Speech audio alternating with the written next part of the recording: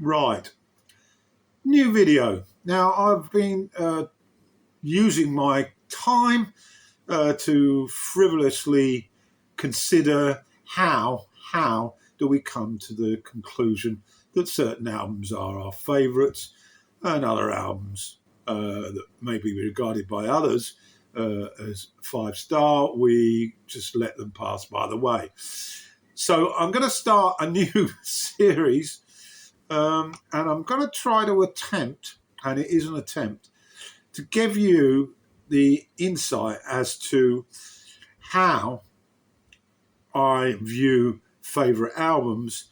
And additionally, I'm going to consider albums and how many tracks you can remember. And I mean remember, not by quickly being reminded of the track list and then, oh yeah, I can remember it because I saw it 5 minutes ago.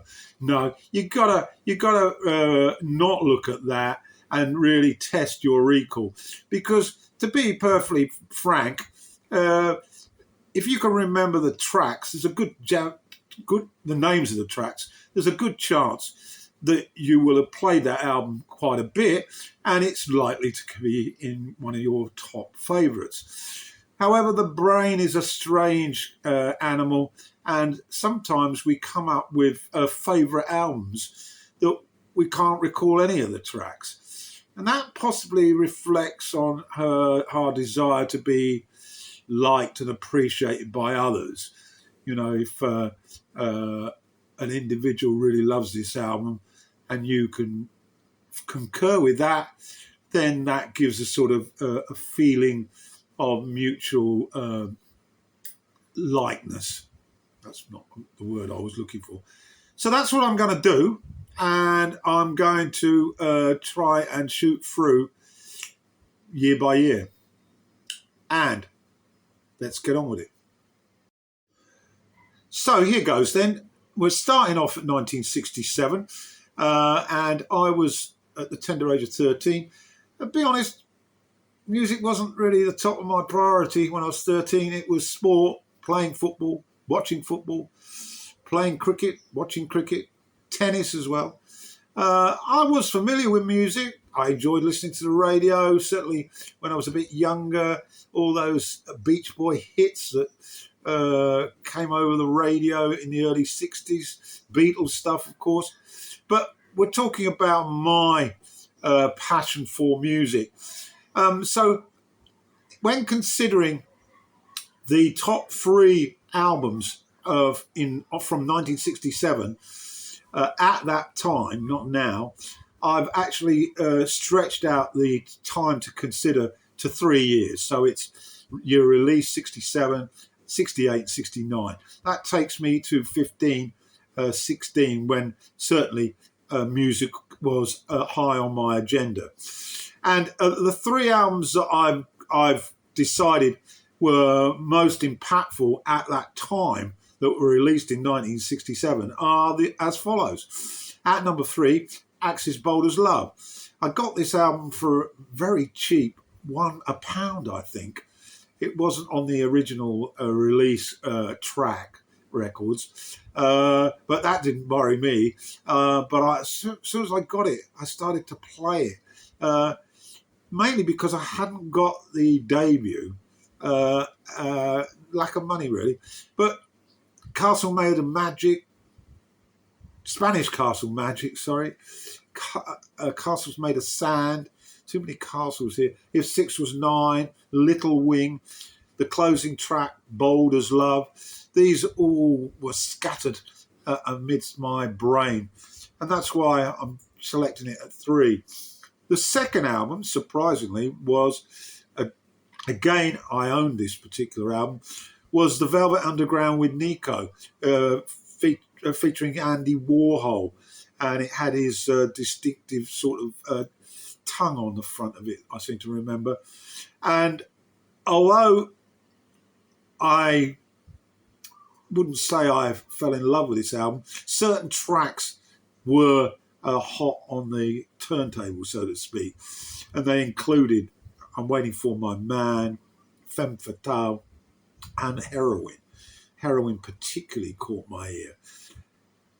Favourite album at that particular time for 3 years has to be Are You Experienced by the Jimi Hendrix Experience, their debut album.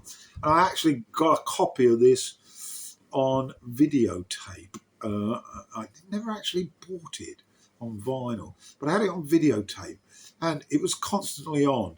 And the tracks, well, we started off with Foxy Lady. We moved on to Manic Depression. Then we had Red House, the blues. I Don't Live Today, Will I Live Tomorrow? The title track, Are You Experienced? Third Stone from the Sun. Fire. Can you see me? Or is it Can You Hear Me? Lots of tracks there. So that was my number one at that particular time. Now, if we stand the test of time, I will come to that in a second. Now, let's consider the favourite albums of 1967 after how many years? 56 years. Have things changed? Has my view of it changed? Well, let's have a listen to it. I have to say that my favourite albums to now, and you're probably wondering what's happened to those Beatles. Well, I'll get onto that in a minute, but my favourite albums, at number 3, the debut by The Doors. The End has been a significant track in my love for this, and it has to be said, Light My Fire, explosive with that Manzarek keyboard, and Break On Through, and then the blues, Backdoor Man. At number 2, an album that has grown and grown and grown throughout time, and forever changes, by the band Love, with Arthur Lee, the lead singer, and Bruce Johnson, was it? Bruce McIntyre. Name escapes me. But I really love this album. I love the mixture of the rock palette with the orchestration and arrangements, which at the particular time I thought, no, thank you. You know, it's got to be heavy guitars for me. But now it's a bed of luxury listening to it. So that's at number 2.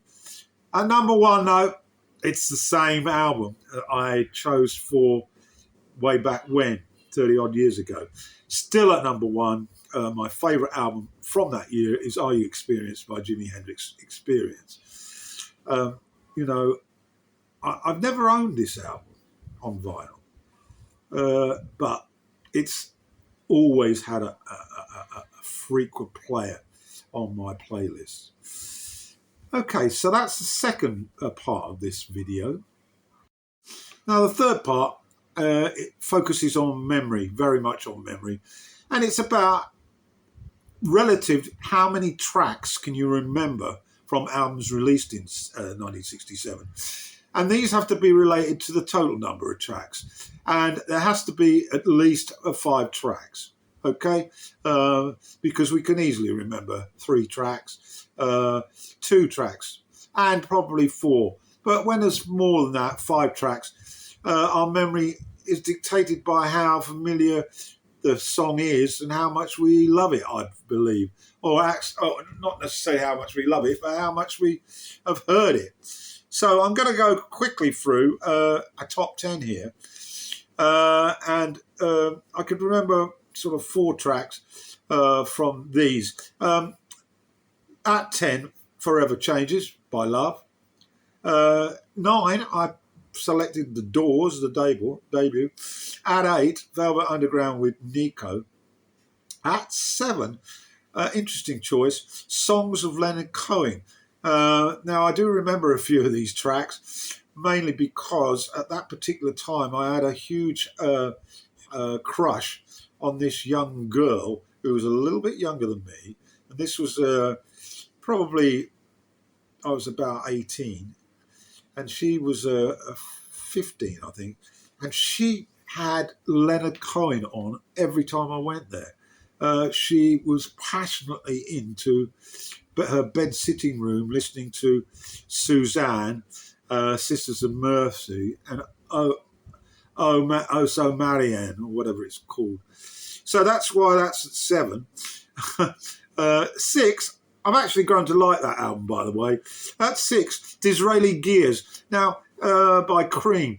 I did have Best of Cream, and there were quite a few tracks on the Best of that appeared on Disraeli Gears. Strange Brew, Sunshine of Your Love, Swallower, to name 3, Tales of Brave Ulysses, 4 that were on that one. So that's why that's up to 6. 5, Safe as Milk, Captain Beefheart and the Magic Band, courtesy of John Peel's commitment to play his music on the radio. And I did go through this. Electricity, Abba Zaba, Call on Me, got that wrong, I think. What have we got for this Captain Beaver? Zigzag Wanderer and a Dropout Boogie, which was the title of the album when it was re-released on Buddha Records at a really cheap price. So we're moving now into the top 4. Top 4, Axis Bowler's Love.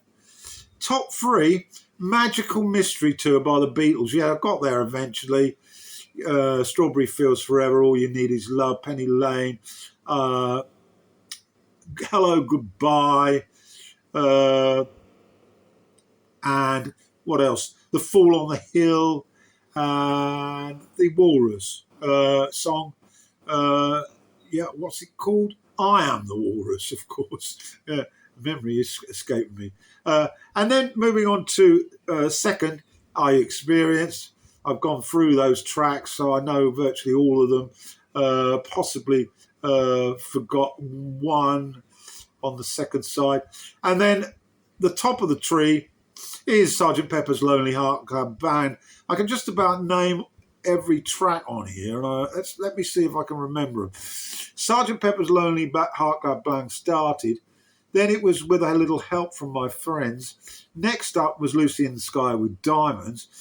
Next up was I Think It's Getting Better, Fixing a Hole, and She's Leaving Home. That's side 1.